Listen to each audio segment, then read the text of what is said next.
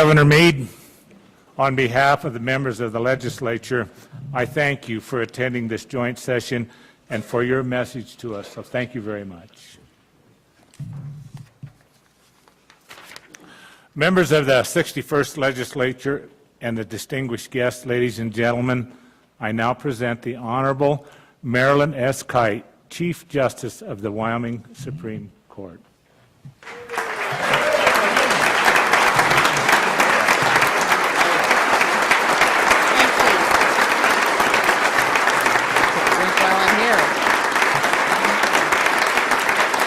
Thank you very much.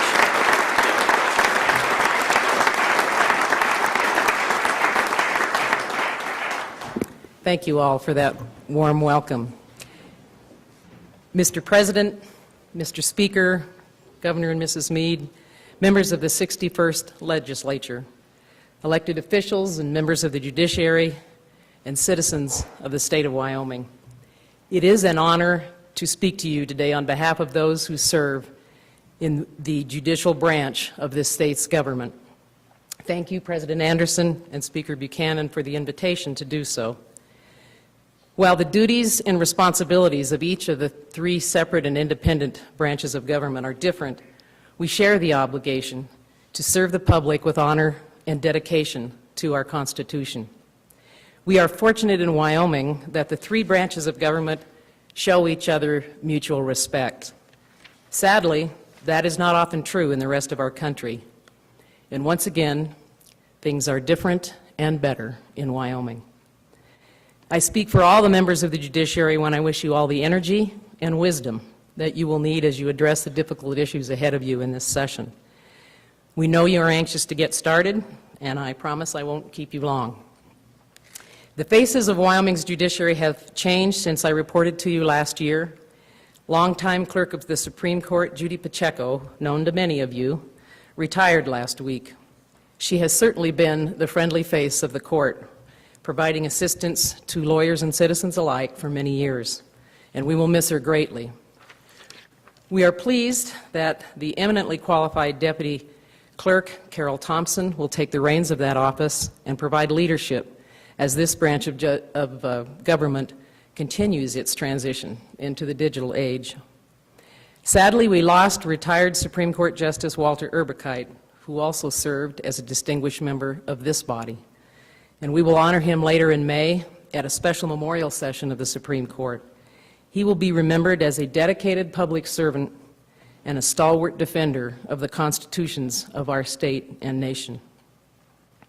I would be remiss if I did not mention that this will be the 23rd and last joint session that Justice Michael Golden will attend as a member of the Supreme Court. He is facing the mandatory retirement age of 70 contained in our Constitution, a provision that you recently considered removing, and we would urge you to do just that. No other state government position is limited in such a way, and many of us are now realizing just how young that is and how much many of us can contribute after that age. We don't want to think about how much we're going to miss Justice Golden's wit and wisdom, and we will certainly take the opportunity to celebrate and honor him in the upcoming year. To update you on the projects I mentioned last year, the Wyoming Center for Legal Aid is up and running. After the increase in the dollar threshold for the circuit courts, which you passed last year, we adopted simplified rules for those smaller cases, and 1,000 new cases were handled by those courts without any increase in staff. The Supreme Court IT department has developed and implemented electronic payment of fines in all our circuit courts, which has resulted in over $3 million coming into state and local governments 24 hours a day from all over the world. We are hoping that the Highway Patrol will finish its side of the electronic citation effort, and we can begin receiving citations electronically this summer. Our district court case management system will also be rolled out this summer. This session, you will be addressing in Senate File 26 a Joint Judiciary Committee bill providing for a new judge in Johnson County. The 4th Judicial District, which includes Johnson County and Sheridan County, is the only single-judge district in our state. Economic development and population growth in that area has resulted in an increasing caseload that is much more than one judge can handle. The Board of Judicial Policy and Administration strongly supports that legislation and believes that the citizens of that area are in need of additional judicial services that one judge cannot provide. As we all know, our democracy requires educated and involved citizens who understand the fundamental structure of our government. Without that, public trust and confidence are at risk.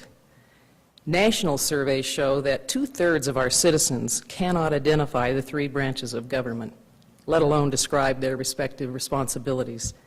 And 1/3 cannot name any. Fewer than 1/3 of 8th graders, this is nationally, could not identify the historical purpose of the Declaration of Independence. 15% of adults could correctly name the Chief Justice of the U.S. Supreme Court, while twice as many, 27%, could identify the judges on American Idol. Last year, our Supreme Court learned about a project called iCivics. It was conceived of and initiated by retired Justice Sandra Day O'Connor. And among other things, it has developed video games aimed at middle school students to teach players how to write legislation, act as president, and argue a case in front of the Supreme Court. We have worked with the Governor's Office and with the Legislative Service Office to bring that project to Wyoming. And this Thursday, the three branches of Wyoming's government will introduce iCivics to over 50 Wyoming educators from around the state. They will also have the unique opportunity that we're very excited about to enjoy a live video conference with Justice O'Connor herself. I would invite you to attend, but I'm afraid it's already a standing room only crowd. We are confident that Wyoming students will not be among those who are misinformed about their government. Although there is a natural tension between our three branches of government, most of the time it's good-natured. This kind of effort shows that we can and do work together. And this brings me to the main reason that you are all here this year, and that is the budget. In the judiciary, we know these are difficult and challenging times for our country and our state. We see on a daily basis the consequences of economic hardship. You are facing many tough choices about how to fund governmental services, and it is critical that we communicate to you the needs of the judicial branch and ask for the funding necessary to deliver equal justice for all of our citizens. Keep in mind that the judicial branch is small, only 51 judges, 240 employees, and 2% of the state budget. Our primary needs are technology and salaries. On the technology front, we are pleased that JAC has recommended approval of the funds necessary to finish our electronic docketing system, in which you and we have already invested so much. We are confident that that system will pay off with more efficient and cost-effective delivery of justice. With regard to salaries, we have two issues: staff salaries and judicial salaries. You will recall that you granted a market salary increase of over $7 million for the executive branch last year. Because our salaries had not undergone a review by your consultant, the Hay Group, we used their method to estimate last year that it would take about $600,000 annually to bring our employees to 91% of market. You appropriated that $600,000 conditioned upon our completion of a Hay study. However, for the first time in history, we believe, a footnote required the governor to improve the expenditure of judicial branch appropriations. Both we and the governor agreed that this condition was unconstitutional and breached the requirement of separation of powers, and therefore he vetoed that portion of the budget, resulting in the $600,000 flowing into the executive branch, which we understand was then doubled for this upcoming biennium. In the past year, we undertook that Hay study at your direction and at the cost of $57,000. And it demonstrated that our estimate last year was a little low and that $800,000 was needed to bring our employees to 91% of market. It was our firm understanding that the JAC intended in this session to correct that situation created last year and treat judicial branch employees equitably.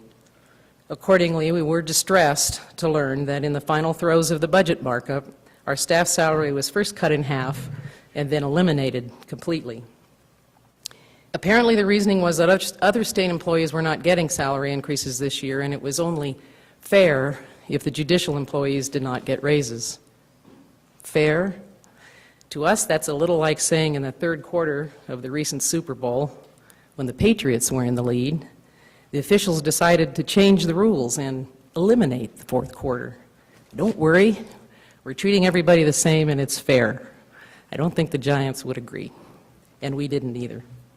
Fairness does not ignore history. The executive branch got a raise last year. In fact, they sort of got our raise too. And now an entry-level attorney can go to work for the Attorney General's office for $4,000 more than they can go to work for the Supreme Court. We are certainly not saying that those in the executive branch did not deserve a raise last year, but were they more worthy than judicial employees? Of course not.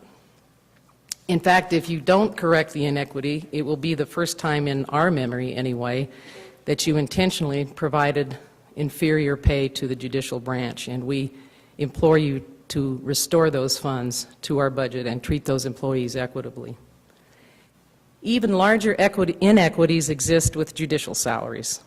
The Hayes study informed us that judicial salaries have fallen disturbingly far behind both the legislative and executive branches.